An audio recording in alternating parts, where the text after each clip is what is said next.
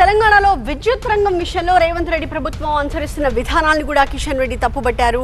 తెలంగాణలో విద్యుత్ రంగం కుప్పకూలిపోయే ప్రమాదంలో ఉంది అన్నారు. తెలంగాణలో విద్యుత్ రంగం ఆర్థిక సంక్షోభంలో ఉంది అన్నారు. విద్యుత్ ఉత్పత్తి సరఫరా సంస్థలు అప్పులు ఊబిలో కూరుకుపోయాయి. రాష్ట్రం విద్యుత్ సంస్థలు కలిసి సింగరేణికి 47,000 కోట్ల రూపాయలు ఇప్పటికే బాకీ పడ్డారు. 2047 నాటికి తెలంగాణలో 1,00,000 మెగావాట్ల విద్యుత్ అవసరం ఉంటుంది. మరి అందుకోసం రాష్ట్ర ప్రభుత్వం ఎలాంటి చర్యలు చేపట్టిందో చెప్పాలి అంటున్నారు కిషన్ రెడ్డి. ఉప ముఖ్యమంత్రి ఆర్థిక శాఖ మంత్రి బట్టి విక్రమార్క గారు ఒక మాట చెప్పారు. 2047 నాటికి 1,00,000 మెగావాట్లకు తెలంగాణ పవర్ డిమాండ్ పెరుగుతుందని చెప్పారు.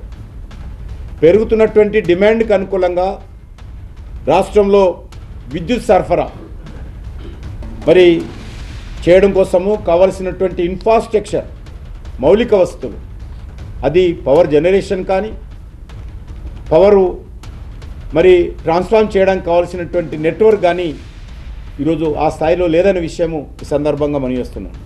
గతంలో ఉన్నటువంటి బీఆర్ఎస్ ప్రభుత్వం కానీ ఇప్పుడు ఉన్నటువంటి కాంగ్రెస్ పార్టీ ప్రభుత్వం కానీ నిర్మాణాత్మకమైనటువంటి చర్యలు, ప్రాక్టికల్గా అవసరం ఉన్నటువంటి చర్యలు విద్యుత్ ఉత్పత్తి కోసం, విద్యుత్ సరఫరా కోసం తీసుకోలేదనే విషయాన్ని సందర్భంగా మనం చేస్తున్నాం.